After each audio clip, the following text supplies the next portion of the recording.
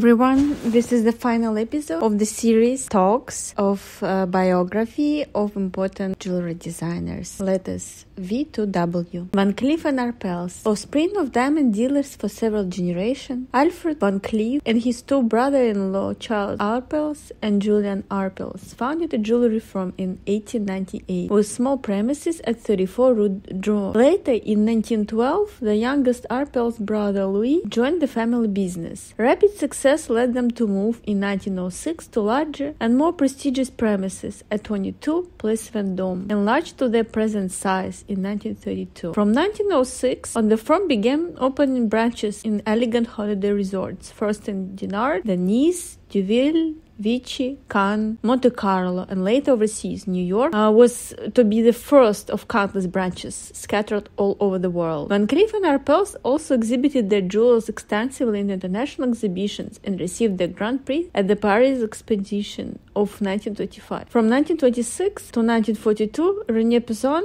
daughter of Alfred Arpels, was appointed artistic director, assisted by the designer René Simon-Lacaze, who was associated with the firm from 1922 until 1939. This team provided extremely successful opinion, and Van Cleef and Arpels were always at the forefront with their innovative and elegant designs. In 1930, Van Cleef and Arpels created the Miniature, a jeweled evening bag fitted with numerous accessories, and in 1935 began producing jewels realized with the invisible setting technique. Around 1935, the three sons of Julian Arpels, Claude, Jacques, and Pierre, began to be involved in the family business. The eldest took charge in 1939 of the New York branch, while Jacques and Pierre remained in France, the first developing an expertise in precious stones, the second looking after the public relations of the firm. In 1954, Van Cleef and Arpels opened a boutique department with the purpose of selling attractive jewels, which would be more affordable and less exclusive, but always of high quality. The continuity of the family tradition has been ensured by the third and present generation. Philippe Arpels and Dominique Hortol, son and daughter of Jacques Arpels, and Caroline Dumain, daughter of Pierre Arpels, who joined the business in the mid-70s. Philippe specializes in gemstones. Dominique contributes to the creation of the haute journée and boutique jewels as well as public relations, while Dominique is in charge of the publicity department. Van Cleef and Arpels jewels are usually signed and bear a stock number.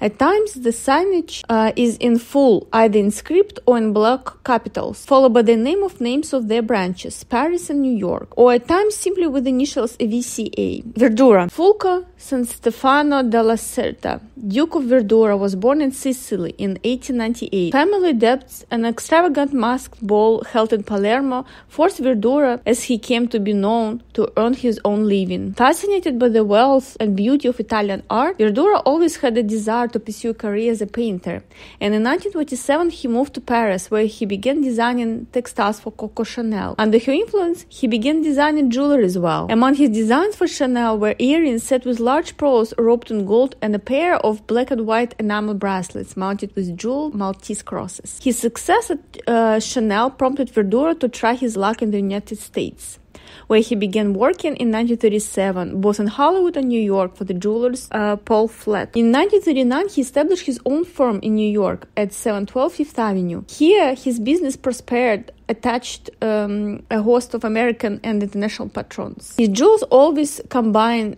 impeccable workmanship with the unexpected and the whimsical designs.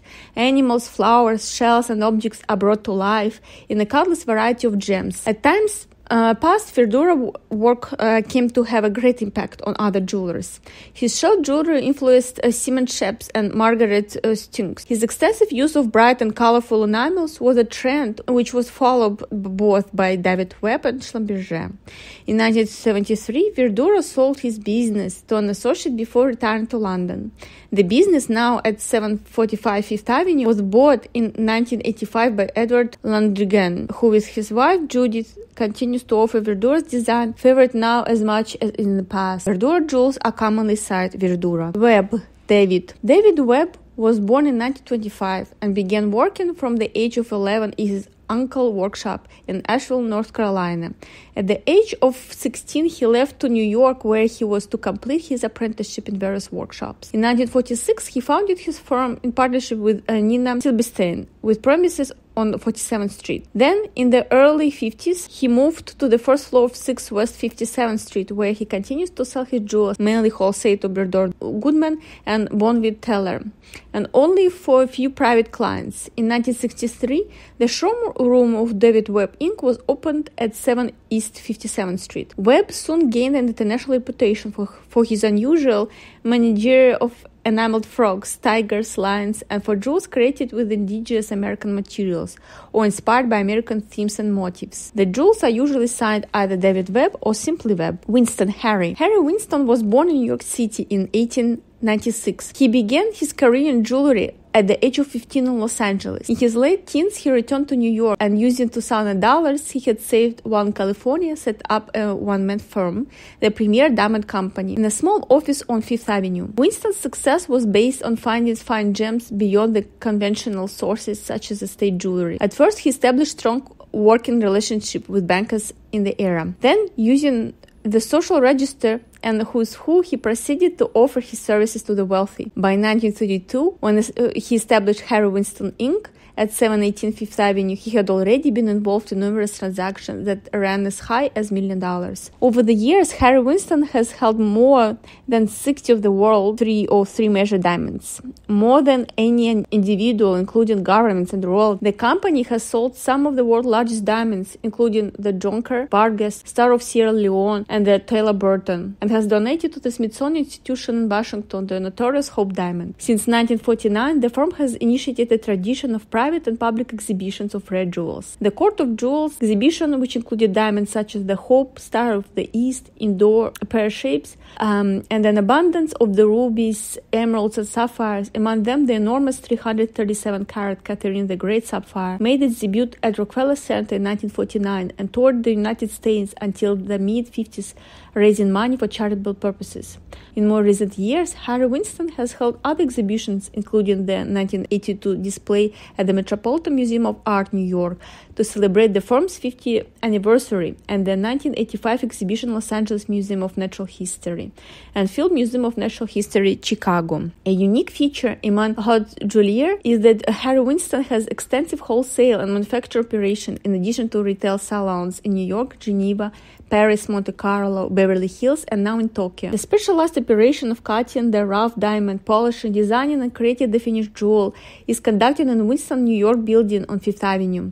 Distinctive features of Winston jewels, beside the exceptional quality of the stones, are light settings where the precious metal is kept to a minimum, and design frequently consisting of cluster arrangements of marquise and pear-shaped stones. Since the death of Harry Winston in 1978, the firm has been headed by his son Ronald, who is building on the solid foundation of the Winston reputation in order to take the firm into fresh directions for a new era. Harry Winston jewels are usually signed either in full Harry Winston or Winston. And that's all we wanted to discuss today. Stay tuned for future podcasts. Goodbye.